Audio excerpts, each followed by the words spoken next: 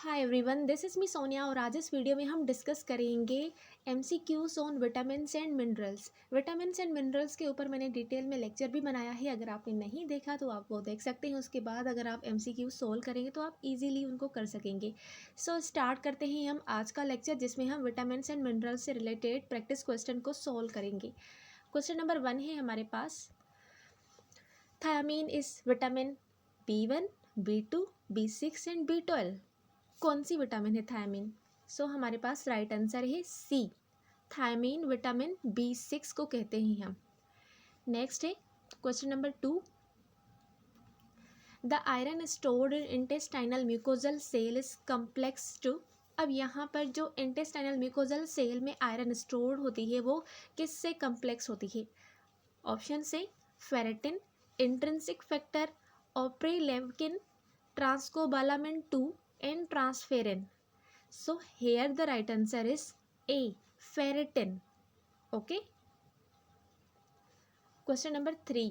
Which of the following is most likely to be required by a 5-year-old boy with chronic renal insufficiency? अब नीचे दिए हुए factor में वो कौन सा ज़्यादा मोस्ट लाइकली रिक्वायर्ड फैक्टर है जो कि 5 साल का जो बच्चा है जिसको क्रोनिक रीनल इनसफिशिएंसी है उसके लिए रिक्वायर्ड है मोस्ट लाइकली? ऑप्शन है हमारे पास erythropoietin, GCSF, interleukin 11, stem cell factor, thrombopoietin. So here the right answer is A, erythropoietin, जो कि ब्लड की फॉर्मेशन में हेल्प करती है और इसका काम होता है ये जाकर किडनीज के ऊपर क्या करती है, उनको जाकर स्टिमुलेट करती है ब्लड जब डिक्रीज हो जाता है बॉडी में।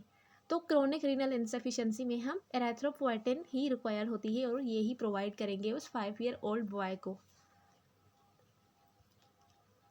Question number 4, in adult approximately dash milligram of thiamine per day is completely degraded by the tissue. अब एडल्ट में अप्रोक्सीमेटली कितनी मिलीग्राम ऑफ थायमीन जो है वो पर डे में कम्प्लीटली डिग्रेड हो जाती है टिश्यू से? सो ऑप्शन से हमारे पास 0.01 milligram, 0.1 milligram, 1 milligram and 10 milligram. So here the right answer is C, 1 milligram of thiamine per day completely degrade हो जाता है by tissue in adult. Next, the drug of choice for management of osteoporosis caused by high dose use of glucocorticoid. अब यहाँ पर वो कौन सी drug of choice है जो कि ऑस्टियोपोरोसिस को मैनेज कर सकती है, जो कि काज हुआ है high dose use of glucocorticoid की वजह से? ऑप्शन से हमारे पास एलेंड्रोनेट, कैल्सीटोनिन, मेस्ट्रानोल, ऑक्साड्रोलोन एंड विटामिन डी। तो यहाँ पर राइट आंसर है हमारे पास एलेंड्रोनेट। एलेंड्रोनेट ही ड्रग ऑफ चॉइस है for management of osteoporosis. Next, which of the following drug is correctly associated with its clinical application. अब नीचे दी हुई वो जो ड्रग्स हैं उनमें वो कौन सी ड्रग है जो अपनी क्लिनिकल एप्लीकेशन के साथ करेक्टली एसोसिएट है, यानी जो ड्रग है उसका काम क्या है? जैसे कि एराथ्रोपोएटिन है हमारे पास, क्या वो मैक्रोसाइटिक एनीमिया के लिए यूज़ की जाती है? ओके, आपने ये यहाँ पर आइडेंटिफाई करना है कि कौन सी ड्रग अपनी क्लिनिकल मैनिफेस्टेशन से एसोसिएट कर रही है। सो सेकंड है ऑप्शन हमारे पास filgrastim, thrombocytopenia due to myelocytic leukaemia, iron dextrans, severe macrocytic anaemia, ferrous sulphate, microcytic anaemia of pregnancy, folic acid, haemochromatosis. तो कौन सी ड्रग को अपनी क्लिनिकल मैनिफेस्टेशन से एसोसिएट कर रही है और एप्लीकेशन से?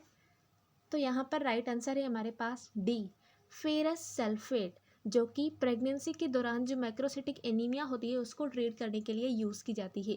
तो ये यहाँ पर करेक्टली एसोसिएट हो रही है अपनी क्लिनिकल एप्लीकेशन के साथ। इस कंडीशन में हम फेरस सल्फेट जो है वो प्रोवाइड कर सकते हैं। Next, conversion of methionine to cysteine depend on vitamin B1, B2, B6 and B12। यानी मेथोनिन के कन्वर्जन में जब सिस्टीन में कन्वर्ट होती है तो कौन सी विटामिन के ऊपर डिपेंड करती है? तो यहाँ पर राइट आंसर है हमारे पास सी विटामिन B6 के ऊपर डिपेंड करती है जब कन्वर्जन होती है मेथियोनिन टू सिस्टीन में। Next question number 8, avidin a protein found in egg white is an antagonist of. अब जो एविडिन है ये एक प्रोटीन है जो कि एग वाइट में पाई जाती है। अब ये किसकी एंटागोनिस्ट है, नीचे दिए हुए फैक्टर में से किसकी एंटागोनिस्ट है, यानी किसके अगेंस्ट में काम करती है। ऑप्शन से हमारे पास biotin, pantothenic acid, choline, pyridoxal. So here the right answer is biotin. Avidin protein biotin से एंटागोनिस्ट होती है। Next, all of the following are important function of magnesium except. अब नीचे जो फंक्शंस हैं वो सारे के सारे इंपॉर्टेंट फंक्शन है मैग्नीशियम के, लेकिन कोई एक है जो इसका नहीं है। ऑप्शन से हमारे पास nerve conduction, phospholipid synthesis, muscle contractility, carbohydrate, fat and electrolyte metabolism. तो यहाँ पर राइट आंसर है हमारे पास B, phospholipid synthesis. Phospholipid synthesis में हमें फास्फोरस की नीड होती है, ना कि मैग्नीशियम की, तो ये इसका फंक्शन नहीं है। Question number 10, factors likely to cause an increase in the blood urea nitrogen level include.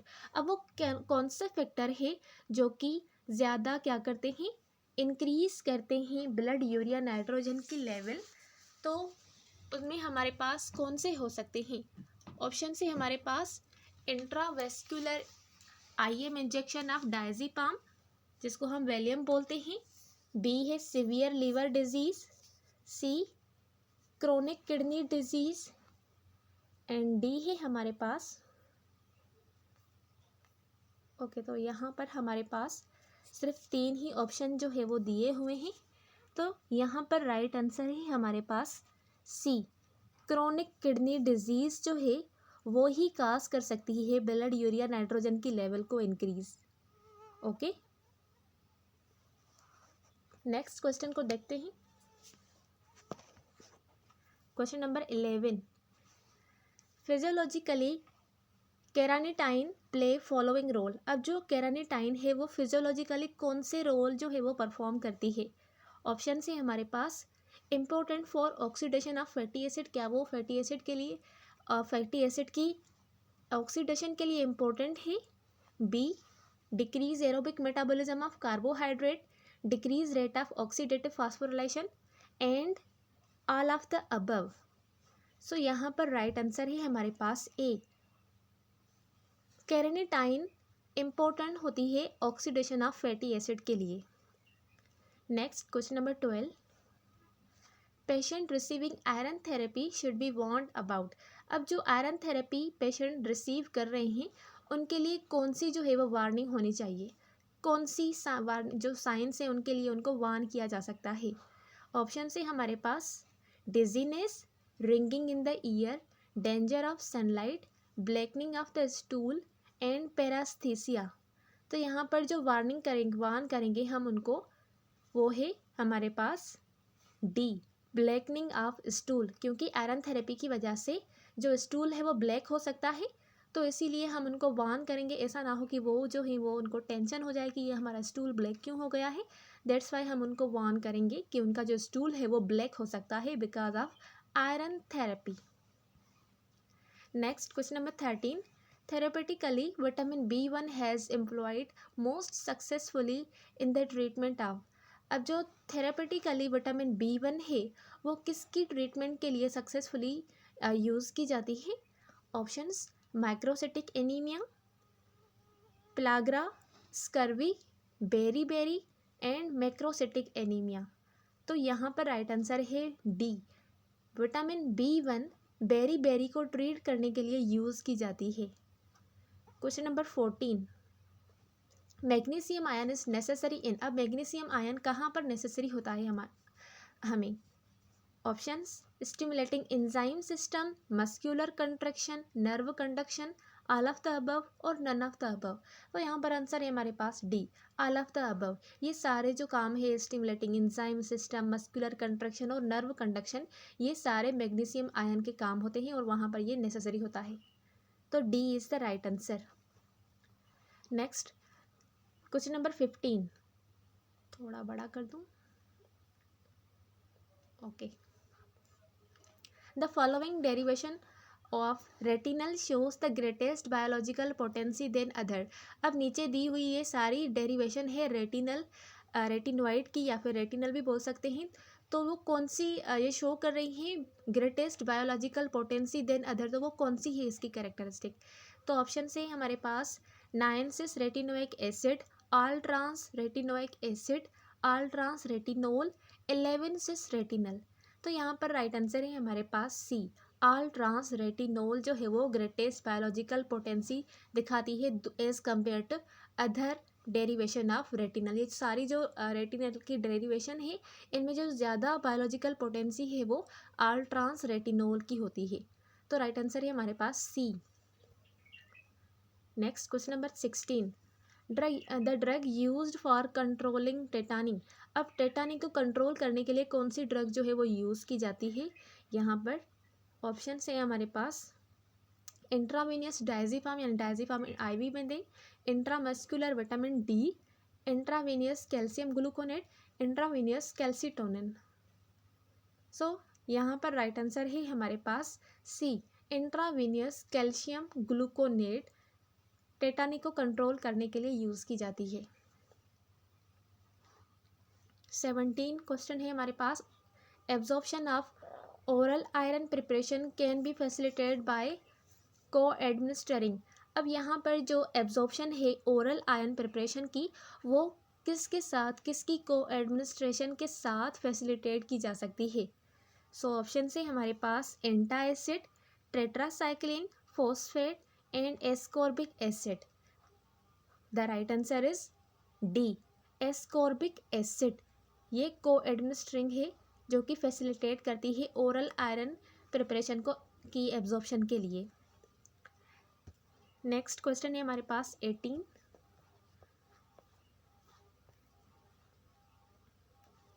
So the gut control the entry of ingested iron in the body of.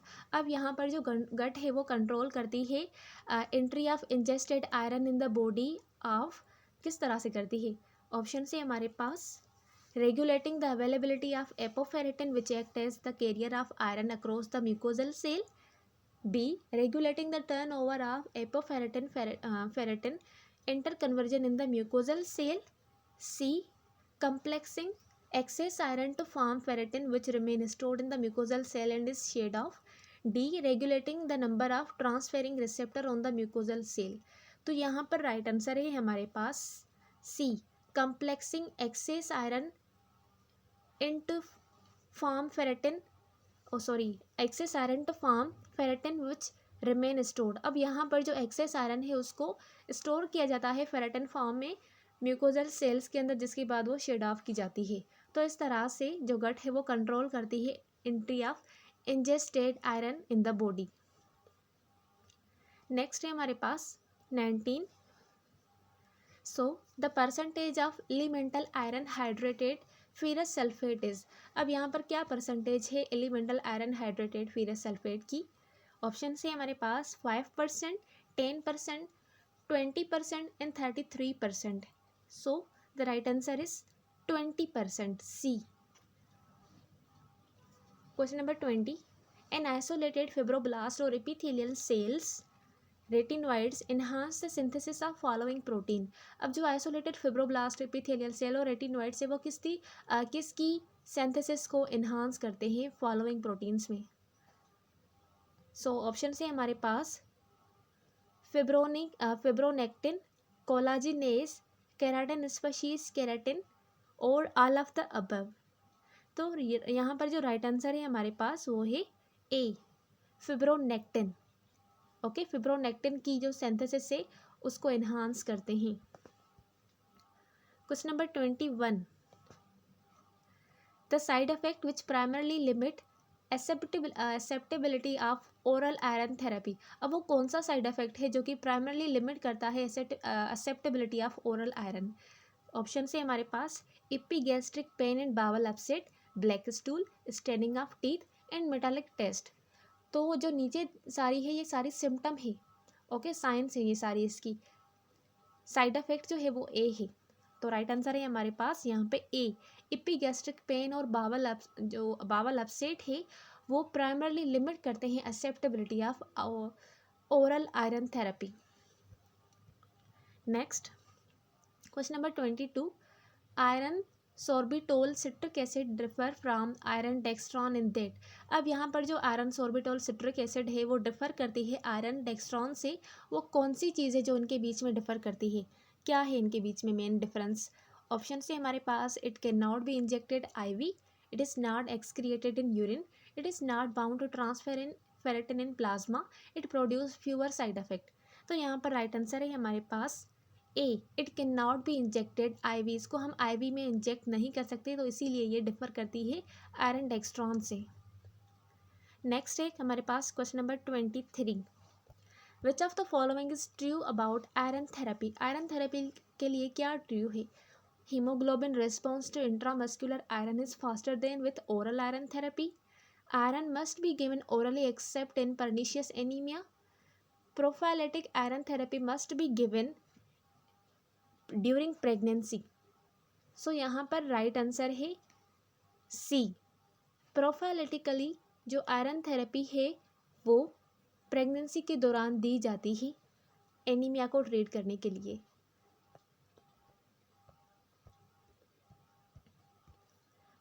Question number 24,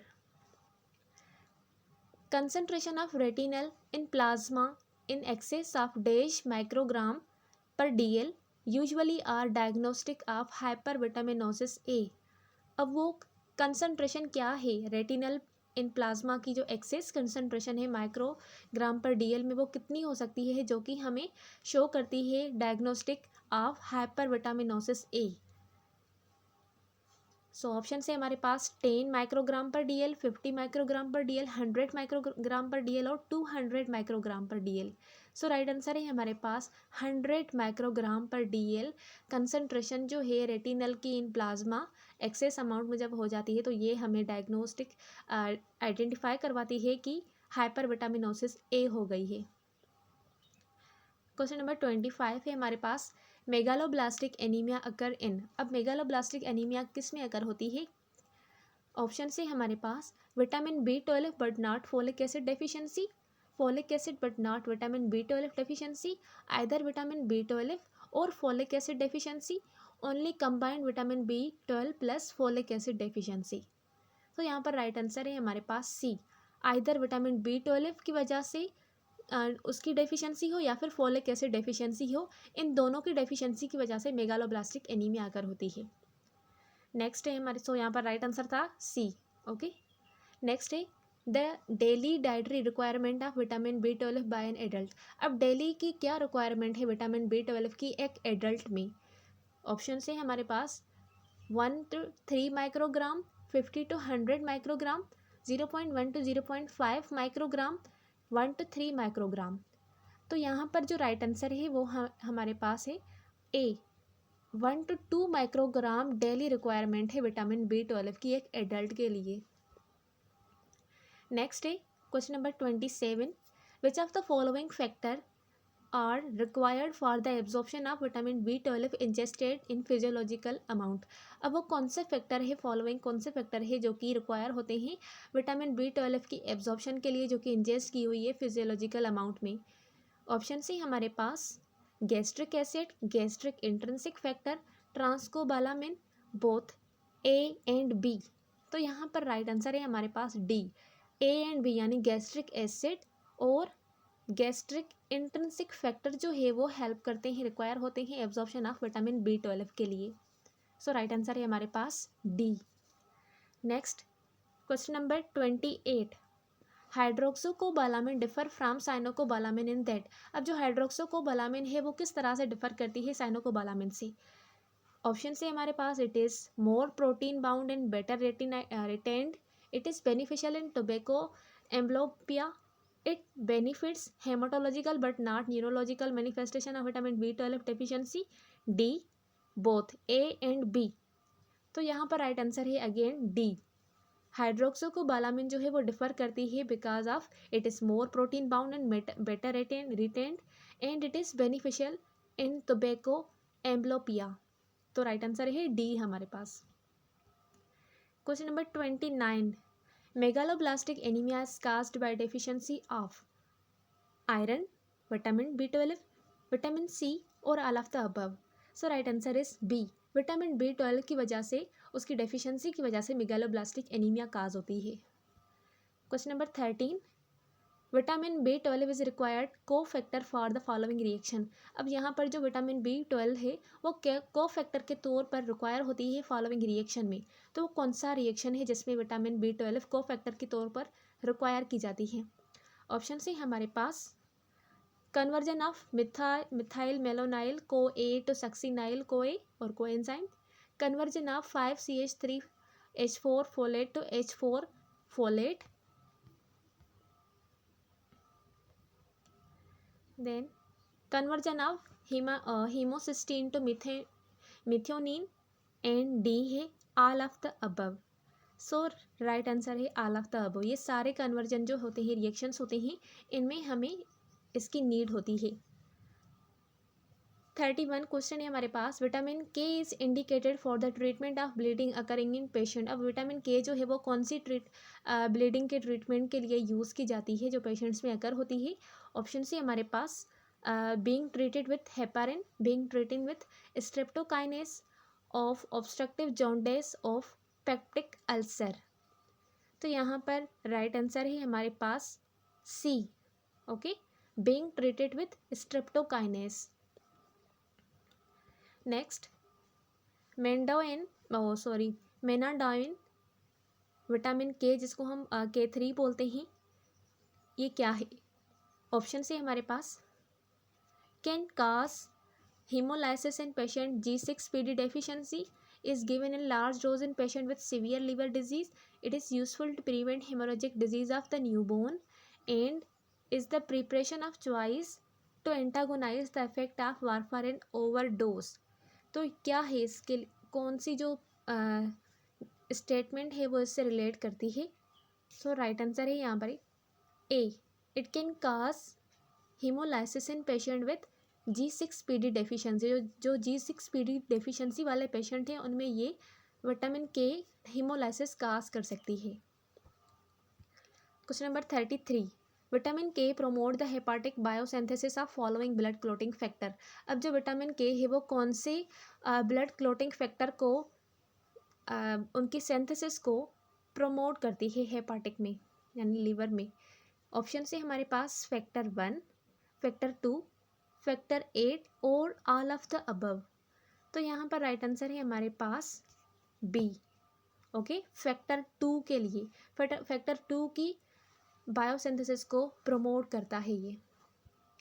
question number 34, folinic acid is principally used. अब folinic acid किसके लिए use होती है principally?